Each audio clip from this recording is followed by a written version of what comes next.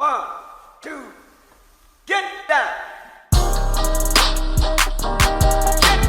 down. 2,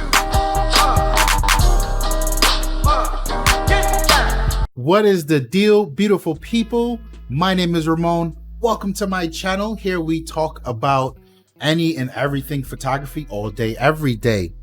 Let's talk about Luminar. My God, what an amazing piece of software. Luminar 4 to be specific. What's important to know about Luminar is really the approach. And this is not going to be a traditional review where I'm going to throw some pictures in and show you, here's what this does, and here's what that do, and here's how you can do this. Because trust me, there are a million of those videos out there. A ton of people has done it already and done it quite well. I like SRL Lounge's review of Luminar. They push it quite well, and I think they're doing it for all the right reasons. But what I really want to talk about is the approach to what a photo editing software should be. And I think Luminar 4 has hit that on the head. When we're looking, I kind of jotted my pluses and minuses down here, and there aren't too many minuses to this software, but I guess we can get into the pluses first. And number one for me is Luminar's AI first approach. There are some very real rabbit holes that you can fall down when coming into the editing realm of photography. And I hate talking about editing software because I feel myself regressing, because I spent the better part of 2 years in my 8-year journey completely obsessing over trying to make bad images good in post-processing.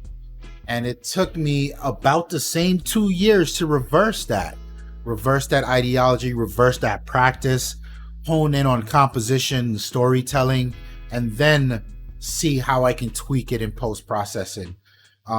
So yeah, the rabbit hole around post-processing goes deep. I think oftentimes the approach to post-processing is sold to photographers wrong.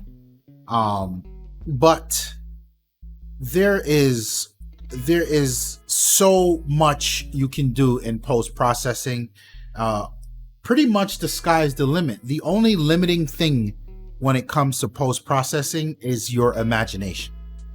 And that fight between your imagination and your creative direction and your end result continues to be its own triangle when we're talking photography. And it's not a pleasant path to go down.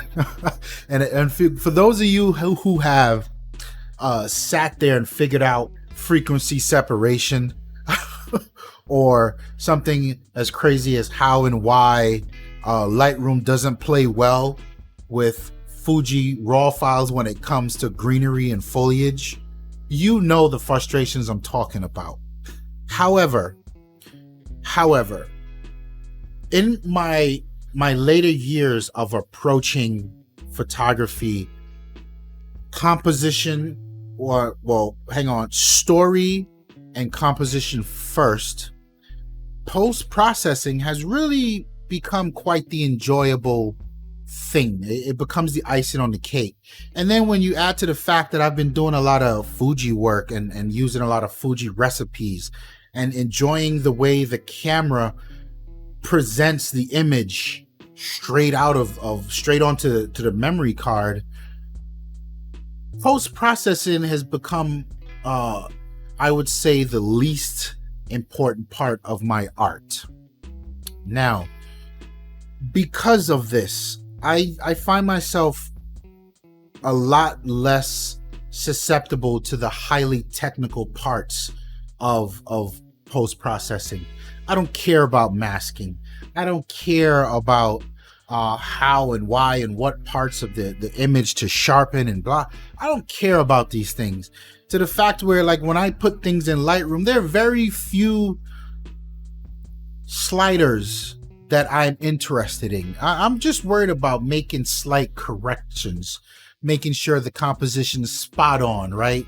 just some slight cropping and straightening of angles and camera lens corrections, or I may be doing some white balance and adjusting, or really cooling down some colors that may have come in too hot. Like very little things like this is what I'm doing these days.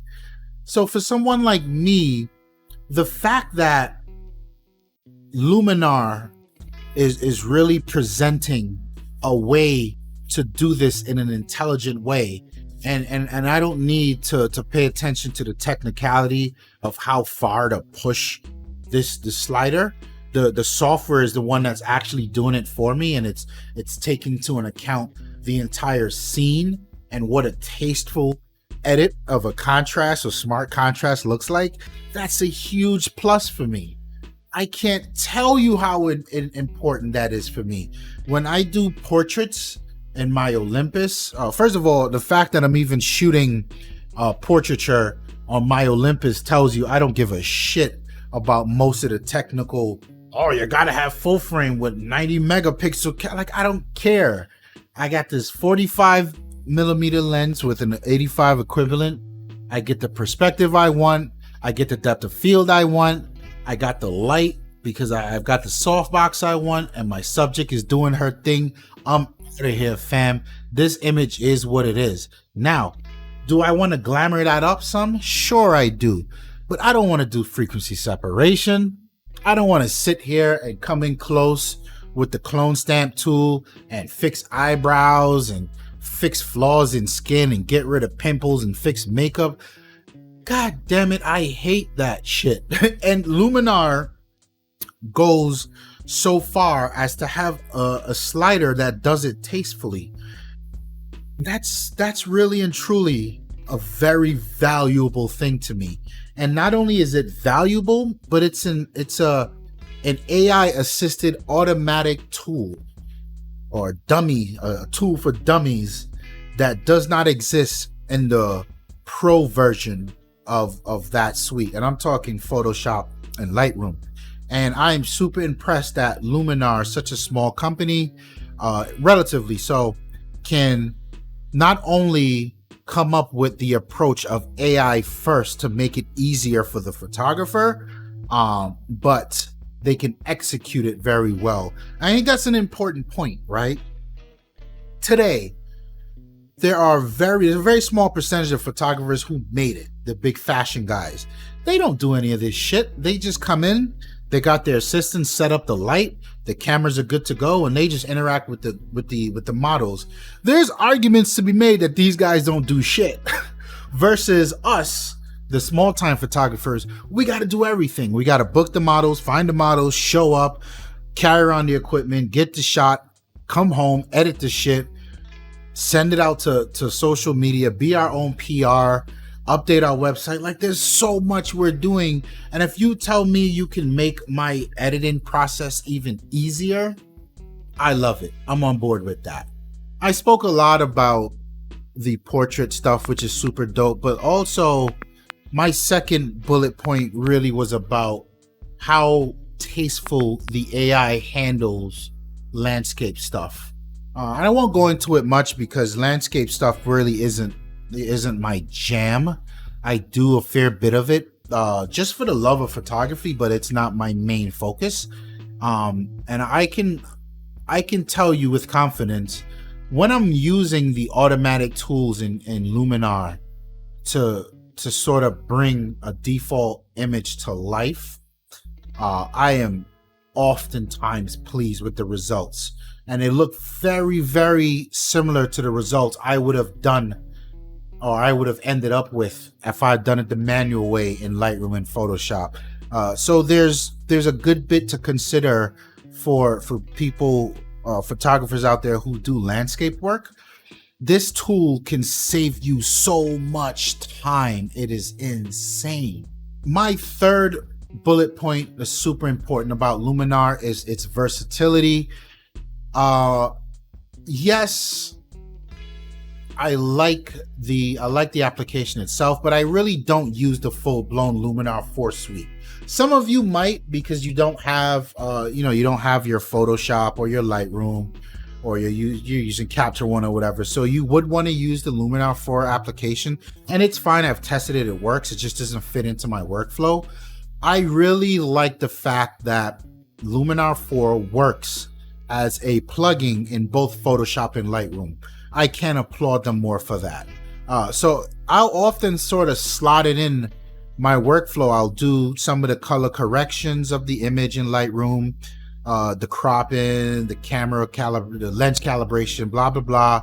Then I'll export it. I'll load it up in Photoshop, and then I will pull up Luminar in Photoshop and do some more work there. So very, very well done. And sometimes I may do some masking, depends if, whatever. But that's the power of having this plugin or these tool set available in Photoshop. So kudos to them. There are two downsides that I think are really important. Not saying the software is anywhere perfect. Some people say it can be slow. I've got a pretty beefy rig, so I'm okay. But I get the complaints about it being slow, and I see them making updates all the time. So hopefully that gets better. But the two main downsides to me is one, like I mentioned, the workflow. If you are the type of photographer where you've got a very specific workflow down, and not only Photoshop and Lightroom, but in something like Capture One or any of the other apps that are out there, you may find yourself having to rethink your workflow, and that's never a good thing. But it's no fault of Luminar themselves, but it's something to note. And then also, the number one negative thing about this app, and I really hope that the company gets around to resolving this, there is no iPad version of this app. I've got an iPad Pro laying around here, and I've been really toying with it a lot, especially because I have switched to camera first images, meaning the images that are coming out of my cameras are by and large almost perfect. And I really put a lot of time into getting it right in camera. So I can do the editing, the tweaking in Lightroom on the iPad, which is the exact same thing as I can do on my PC. And I get all of my presets and all that stuff is synced over. So I'm very comfortable with my workflow on the iPad, on the couch or public transportation or at a friend's house, wherever. And it's been an amazing tool. As much as I hate Apple, the iPad has really come into its own. And there's no way for me to engage the tool set of Luminar on my iPad. And given what Adobe's doing over there and some of the other big software manufacturers, I don't see a reason why Luminar can't make their software available on the iPad. I know it may take some time, and this is me requesting that because I would be able to be completely self-sufficient on my iPad. I'd be able to do an entire workflow wherever, however, and I think that's super dope. So yeah, I mean, Luminar 4 at the price point, at the stuff that it offers, a lot of the additional AI stuff like the sky replacement, it's just an amazing app, and they do a really good job at categorizing the tools in such a way that it's easy to find and you understand. Well, if you need to do a little more complex editing, you can. Like, there's the dodging and burning stuff that's in there. They've got some LUTs that you can leverage. Like, it's just so powerful of a tool, and at such a great price, and it's such an easy package to understand. I highly recommend Luminar 4. Like the video if you like it. Don't forget to subscribe to the channel. I got plenty more content coming, and you can find links to my portfolio, my social media outlets, all in the description down below. My name is Ramon, and I'm out of here. Peace. 1